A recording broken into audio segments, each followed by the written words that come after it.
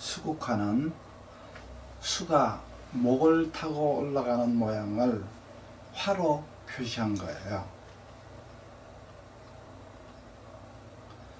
수생목이라고 하는 것은 수가 목에 있는 것을 얘기하죠. 목이 무럭무럭 자라나는 것을 화로 표시한 거예요. 나무가 자라는데 옆으로도 이렇게 퍼지고 위로도 올라가죠. 이렇게 목이 팽창하는 모습을 수국화라고 표시를 한 거예요. 그러니까 이 수국화 속에는 수생목과 목생화가 들어있어요. 수가 화에 의해서 이렇게 목으로 올라가는 모양이 수생목인 것이고요.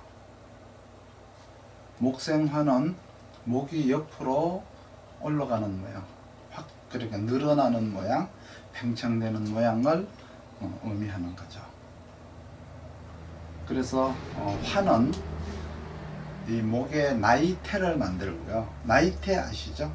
나이테를 만들고 수는 이 목의 길이, 이 높이를 만든다고 해요.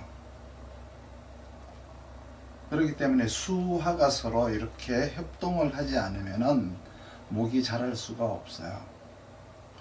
만약에 화가 없다라고 하면은 목이 오르지도 않고 이렇게 넓어지지도 않으니까 화에 의해서 이제 수가 오르고 목이 성장하는 것이다, 이렇게 생각을 해 주시면 될 거예요. 그러면 수국화라고 하는 것은 결국은 수생목을 시키기 위한 화의 작용이다, 이렇게 보시면 되는데, 우리가 지난번에 목국토를 할 때도 수생목을 하기 위한 것이 목국토다라고 얘기를 했었어요. 그렇죠? 토국수라고 하는 환경에서, 옥토에서 목국토라고 하는 소토를 통해서 수생목을 한다라고 말씀을 드렸는데 기억을 하실지 모르겠네요. 그러면 목국토를 통해서 수생목을 하는 작용은 지식습득의 작용을 한다라고 보시면 되고요. 수국화를 통해서 수생목을 한다라고 하는 것은 목의 성장작용에 포함이 되는 거예요. 그래서 목국토의 수생목은 지식습득에 포함이 되고, 수국화를 통한 수생목은 목이 성장을 하기 위한 작용에 들어가는 것이다, 이렇게 구분을 하시고요. 그러면 이거는 목국토라고 하는 것은 학식이 들어가는 것과 같은 거예요. 지식이 들어가는 것과 같은 거고, 수국화를 통한 수생목을 하는 것은 학력작용과 같은 거죠. 그러니까 학식과 학력이 다른 거죠. 대학이나 대학원 같은 이렇게 학력작용을 하는 게 수국화를 통한 수생목을 얘기하는 거예요.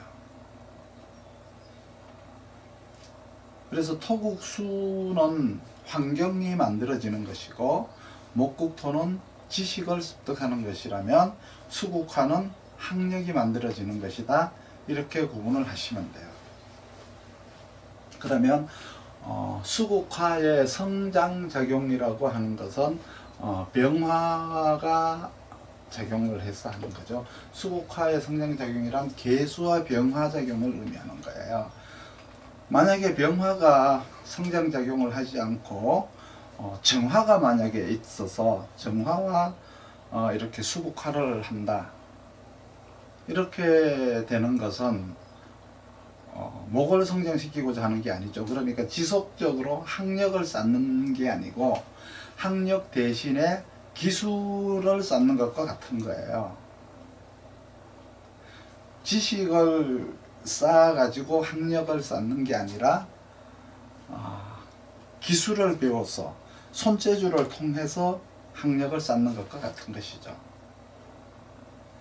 목의 지속적 성장이 목적이 아니고 어떻게 하면은 목을 쓸모 있게 만드는가 하는 게, 어떻게 하면은 목이 더 쓸모 있을까 하는 것이 정화가 하는 일이에요. 그러니까 병화보다가 정화가 더 좋을 수가 있죠. 수국화라고 해서 수가 불을 끈다라고 하는 그런 의미로 받아들이시면 안 되고요. 수와 화가 만나서 어떤 일을 하느냐, 무슨 일을 하기 위해서 수화가 만났느냐를 우리가 알므로써 이것을 우리 인생에다가 적용을 시킴으로써 삶의 지혜로 이제 나오게 되는 거예요. 이것이 결국은 상담이 되는 것이고, 이것이 통변이 되는 거예요. 우리가 살아가는 방법이 되는 거예요. 수국화 과정에서 목이 없다고 하면은 마치 목적이 없는 것과 같은 거죠. 그러면 수화가 만나서 목이 없다고 해서 무조건 목적이 없다고 이렇게 말만 할 게 아니고, 이렇게 목이 없다고 하더라도 토국수는 남는 거예요. 무슨 말인지 좀 어려우실 수가 있겠는데, 처음서부터 토국수라는 상극서부터 차근차근 공부하셨으면 이해를 하시겠지만, 일단은 수국화를 하는데 왜 토국수가 나오느냐라고 말씀을 생각하실 수가 있겠는데, 수국화 속에는 토국수, 목국토, 수생목, 목생화가 다 들어있는 거예요. 수화가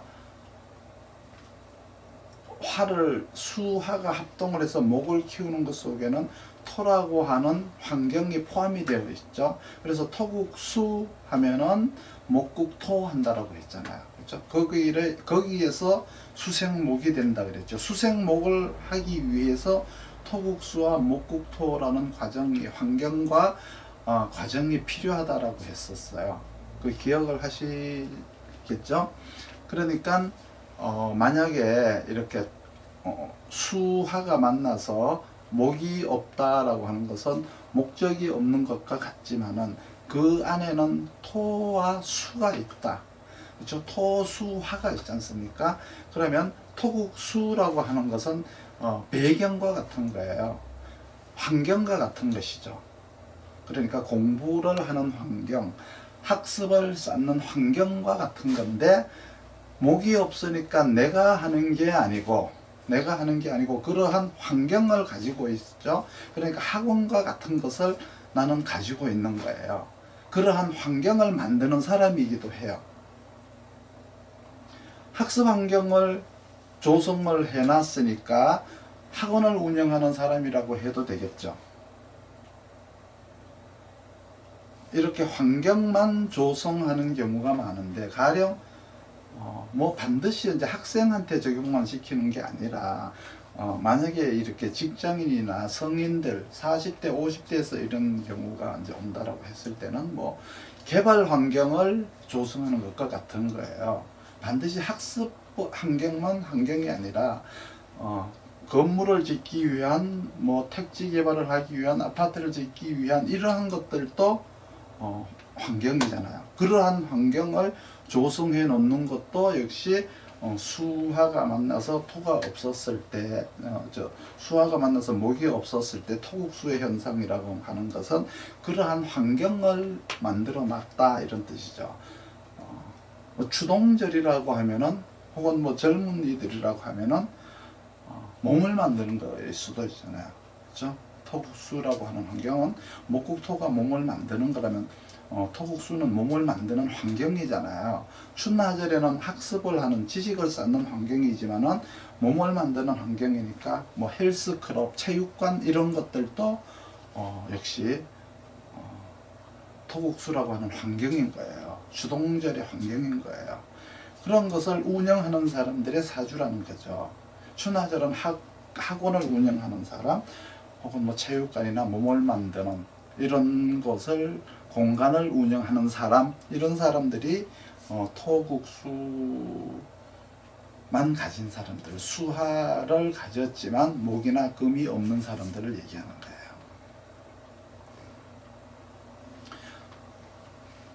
그렇기 때문에 수국화를 하는 데 있어서 목이 통관을 하지 못한다고 하더라도, 혹은 금이 통관을 하지 못한다고 하더라도 이렇게 못 쓰는 사주다 이렇게 얘기를 하시면 안 되는 거라는 거죠. 각기에 이제 하는 일이 따로 있기 때문에 맡은 역할이 다를 뿐인 것이지, 쓴다 못 쓴다 나쁘다 좋다라는 개념으로 생각하시면 안 돼요. 만약에 수국화를 하고 있는데 토가 너무 지나쳐서 수국화가 안 되는 경우가 있어요. 이때는 목으로다가 목국토를 먼저 하고 나서 수생목, 목생화를 해야 되는 거예요. 토가 너무 지나치니까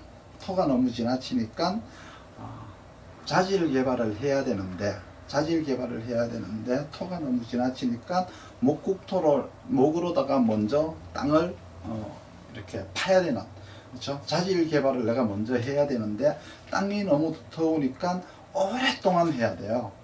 그러니까 지속적인 자질 개발을 하다가 보니까 제2의 자질 개발, 제3의 자질 개발까지 나갈 수가 있어요. 그러니까 토가 너무 높으면은, 토가 내 사주에 너무 지나치다 그러면은 자질 개발을 많이 해야 돼요. 많이 해야 되는 일을 하는 거죠. 자질 개발을 하지 않으면 안 되는 분야들이 많이 있어요. 우리 역학도 그 분야에 속하죠. 지속적으로 우리가 공부를 하지 않으면은 자질 개발이 되지 않으면은 우리가 변화하는 환경 속에서, 그렇죠? 우리가 상담업을 할 수가 없는 거예요.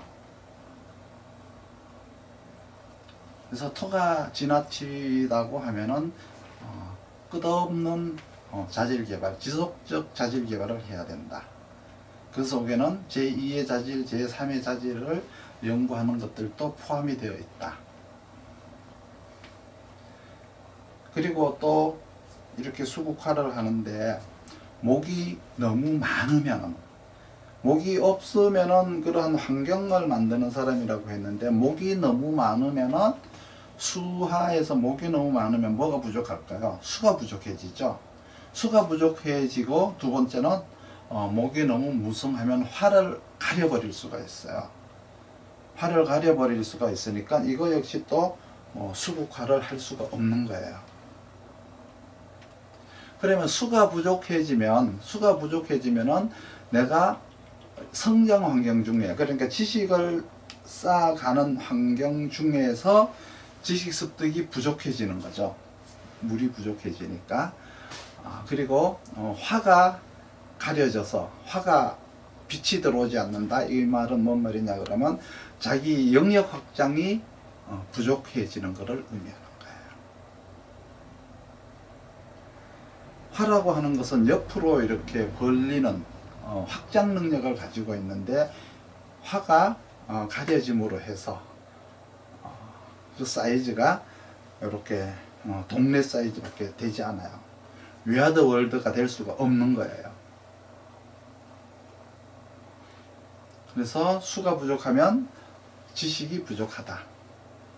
화가 부족하면은 이렇게 사이즈가 동네 사이즈밖에 안 된다. 이렇게 생각을 하시면 되죠.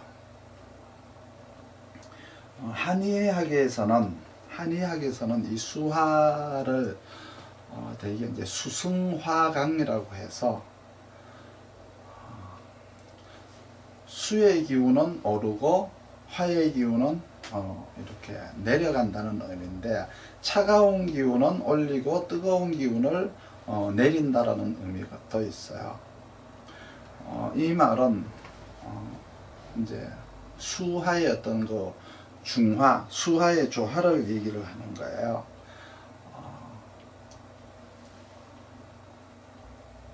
뜨거운 열이 여기에 항상 차 있으면 안 되겠죠. 그렇기 때문에 항상 수로다가 냉정하게 이성을 찾게 만들어야 되고요. 그렇죠? 밑에는 또 너무 이렇게 차갑고 냉해서는 안 되죠. 그래서 열을 밑으로 내려서 차갑고 냉한 것을 중화를 시켜야 된다라고 하는 어떤 건강적인 의미로서 수승하강이라고 하는 이렇게 말을 이제 하기도 해요. 역에서는 우리 역학에서는 있죠. 이제 수화가 만난다라고 하는 것을 이제 기재한다라고 하잖아요. 수화 기재라고 이제 얘기를 하는데 이걸 우리말로 그냥 통역을 하게 되면은 이렇게 둘이서 서로 이렇게 건너다라는 의미가 있어요. 수화가 만난다는 의미 있어요. 우리말로는 수화가 만나다라는 의미인데 명리학에서는 그냥 수국화라는 말 이외에는 특별한 용어는 없어요. 어쨌든 수화는 하나의 짝으로다가 이렇게 형성이 되었고, 수화라고 하는 것은 눈에 보이지 않는 기운을 의미하는 거예요. 물, 불 이게 아니고 수화라고 하는 것은 차가운 기운, 뜨거운 기운을 얘기하는 거죠. 먼저 그 기운이 만나서 여름이라는 기운, 겨울이라는 기운이 만나서 목을 만들고 금을 만드는 거예요. 그래서 이 두 기운이 만나 가지고 형성이 되어야만이 목이 나오고 금이 나오게 되는 거죠. 이 말을 수화를 또 우리 사람에게 이제 붙이면 마음, 정신, 이게 수화라고 이제 하는데 이렇게 마음과 몸이 조화를 이루어서 이게 이제 서로 이렇게 통해야만이 목금이라고 하는 현상이 나온다. 그것을 만물이라고 하는데 우리가 생각과 마음을 통해서 어떠한 행동이 나오는 거잖아요. 그 생각과 어떤 그 정신을 우리가 수화라고 하고요. 우리가 하는 행동과 그 행동으로 인한 결과는 목금이 되는 거예요.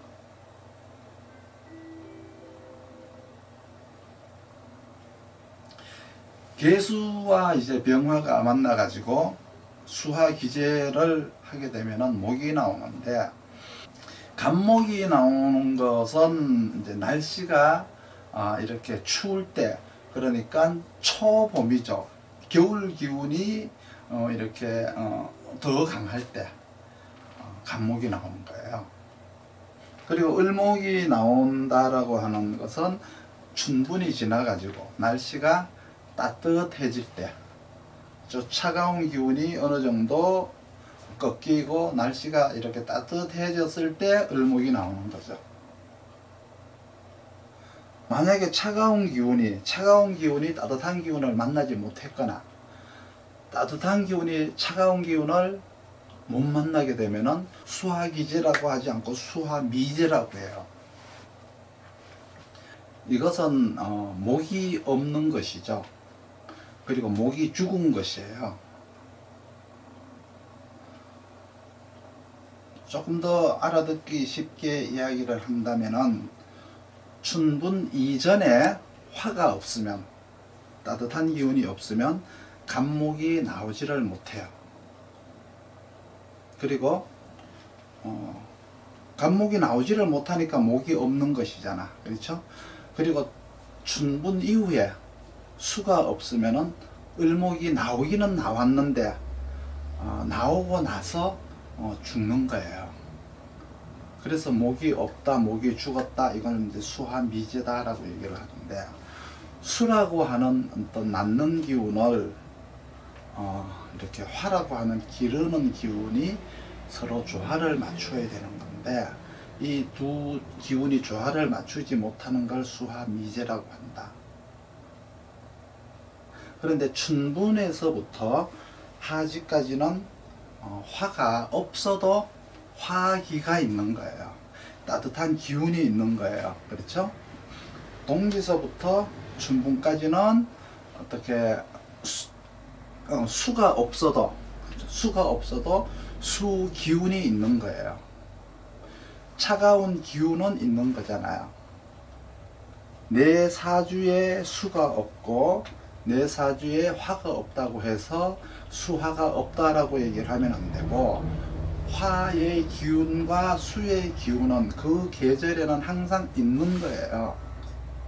동기부터 춘분까지 수화가 만나지 못하면은 간목이 나오지 못하는데, 내 사주에는 간목이 있는데요 라고 할 수가 있잖아요. 그런데 수화가 기재를 하지 못하면 간목이 있어도 없는 거예요. 그런 간목의 행위를 하지를 못하기 때문에 마음에만 있는 거죠.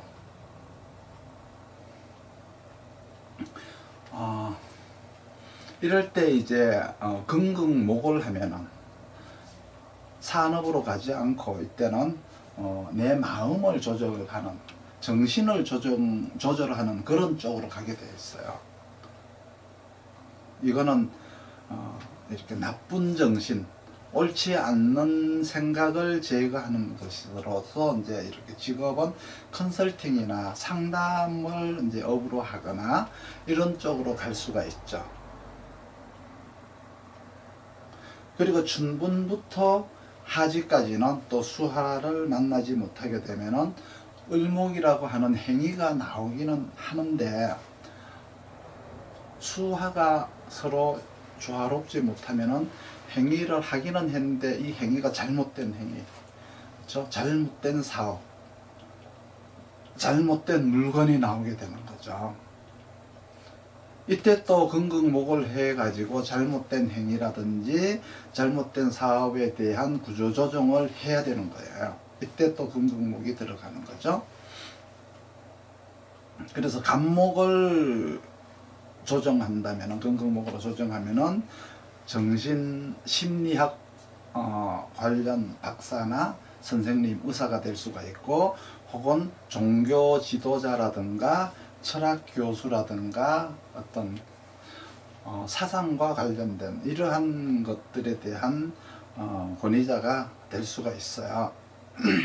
그리고 춘분 이후 을목을 조정하게 되면은 뭐 정형외과 의사라든가 성형외과 의사라든가 이런 것들이 될 수가 있는데, 격에 이제 상하에 따라서 재단사도 될 수 있고 미용사도 될 수 있고 요리사나 인쇄소도 될 수가 있어요. 그리고 또 이렇게 의식주 상품을 취급하는 그러한 일을 하는 사람들, 그런 업을 운영하는 사람들이 될 수가 있는데, 이게 이제 을목을 긍긍목 할 때, 춘분에서부터 하지 사이에 을목이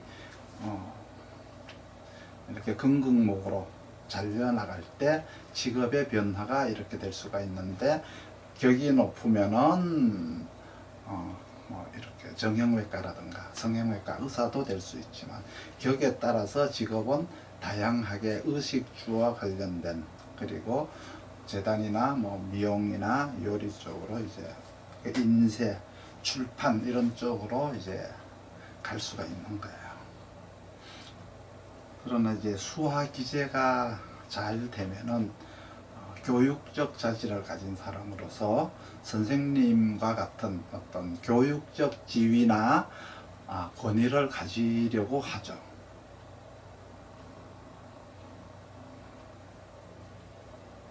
특히 이제 춘절은 수생목이 개의 갑이죠. 수생목의 모습이 개의 갑인데, 이 수생목이잖아요.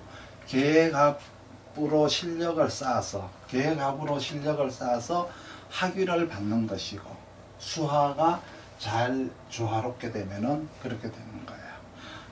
사회 어떤 실습 기간, 현장 실습 기간을 거치는 거예요. 뭘로? 수화가 만나요.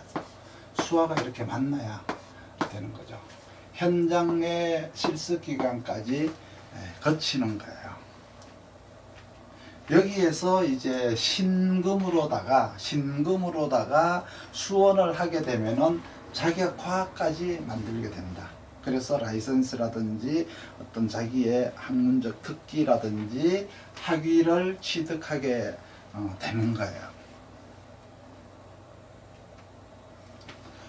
그런데 수화기재가 되지 않아서 경금으로다가 간목을 땅 이렇게 구조조정한다면은 이거는 간목이니까 이 땅 속에 있을 때잖아요. 땅 속에 있을 때니까 정신적 구조조정인 거죠. 생각이 잘못된 거, 마음이 잘못된 거, 시작이 잘못된 거, 계획이 잘못된 거, 뭐 이러한 것들이 초기에 초창기에 잘못된 것들을 바꾸는 행위들이죠.